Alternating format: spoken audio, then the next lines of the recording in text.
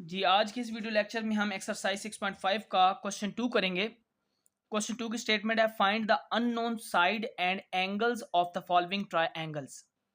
हमारे पास दो ट्रायंगल्स दी हुई हैं और हमने क्या करना है, इनमें से हर एक की अननोन साइड भी मालूम करनी है और साथ अननोन एंगल्स भी मालूम करने हैं। इसका क्या मतलब है कि जी हमने जो हमारे पास ट्रायंगल गिवन है उसमें से कोई दो साइड्स दी हुई हैं। आप देख सकते हैं पहले पार्ट के अंदर कोई दो साइड्स हमें दी हुई हैं। देखें जी, बेस भी दी हुई है और परपेंडिकुलर भी दिया हुआ है। हमने इसके अंदर हाइपोटेनियस फाइंड करना है और साथ दो एंगल फाइंड करने हैं, एक एंगल ए और दूसरा एंगल सी।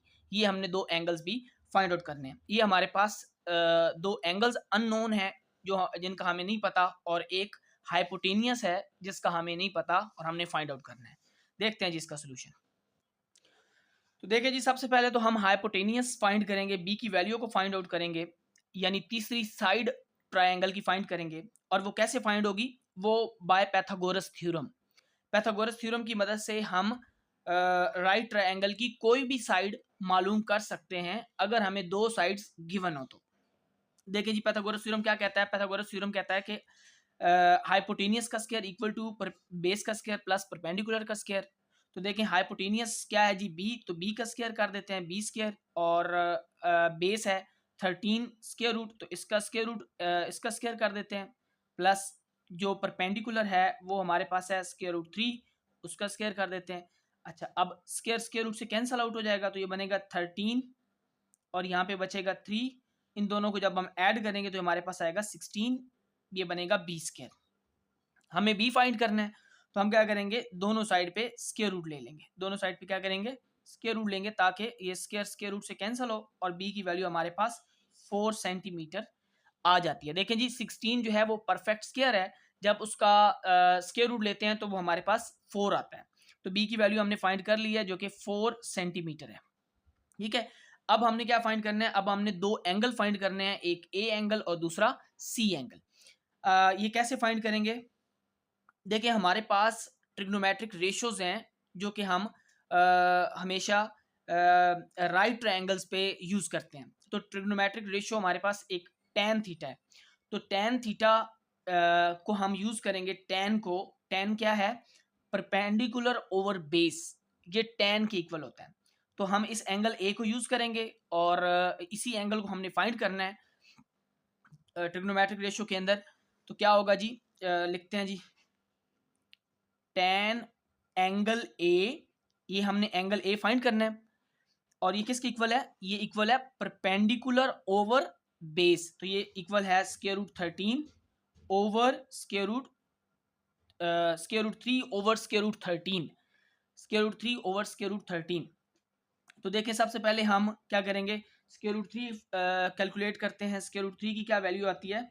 स्क्वायर रूट 3 जब हम कैलकुलेट करते हैं तो हमारे पास आता है 1.7320, तो ये आता है 1.7320। इसी तरह स्क्वायर रूट 13 हम कैलकुलेट करेंगे तो वो क्या आता है जी,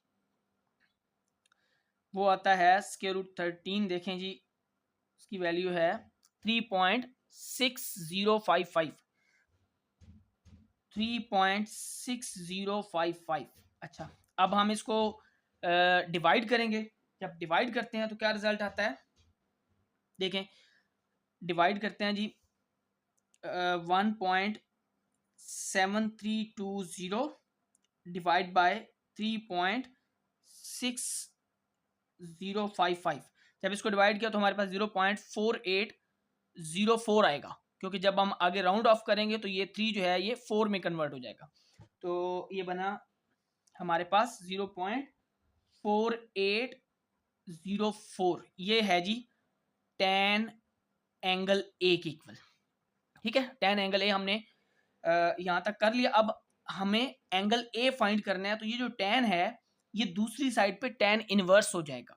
ठीक है, यानी ये उलट हो जाएगा। अगर टैन है तो ये टैन इनवर्स, टैन और टैन इनवर्स जो है वो समझें कि एक दूसरे के जो है रेसिप्रोकल है, तो ये रेसिप्रोकल में चेंज हो जाएगा, ये टैन इनवर्स बनेगा। और टैन इनवर्स जब हम कैलकुलेट करेंगे 0.4804 का, तो हमारे पास एंगल ए आ जाएगा।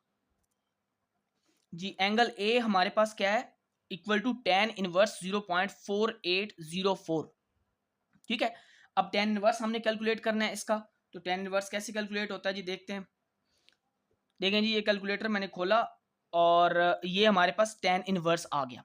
अब इस tan इनवर्स के अंदर मैं ये वैल्यू एंटर करूंगा 0.4804, तो ये मेरे पास 25.65 आंसर आ रहा है जी, 25.65। तो ये एंगल ए हमारे पास है 25.65 और ये डिग्री में है। ठीक है, तो ये हमने एंगल ए फाइंड कर लिया है। अब हम एंगल सी फाइंड करेंगे जी इसका, इस ट्रायंगल का। तो देखें हम जानते हैं कि जो ट्रायंगल होती है उसके तीनों एंगल्स का जो सम है वो 180 डिग्री के इक्वल होता है। तो हम लिखेंगे फार्मूला यहाँ पे कि angle A plus angle B plus angle C, जब तीनों को हम ऐड करेंगे तो हमारे पास क्या रिजल्ट आता है 180 डिग्री। तो देखिए जी, एंगल ए क्या है हमारे पास 25.65, एंगल बी क्या है हमारे पास 90 डिग्री, ये निशान जो है ये अलामत 90 डिग्री की है, तो ये 90 डिग्री है जी। उसके बाद आगे हमने एंगल सी को फाइंड करना है, तो ये हम फाइंड करेंगे। तो देखें जी, इन दोनों को हम ऐड करते हैं, क्या रिजल्ट आता है इन दोनों को ऐड करने से। तो 25.65 को जब हम ऐड करते हैं प्लस 90 करते हैं, तो देखें जी 115.65 आता है हमारे पास। 115.65 प्लस एंगल सी जो हमने फाइंड करना है और ये इक्वल टू 180 है।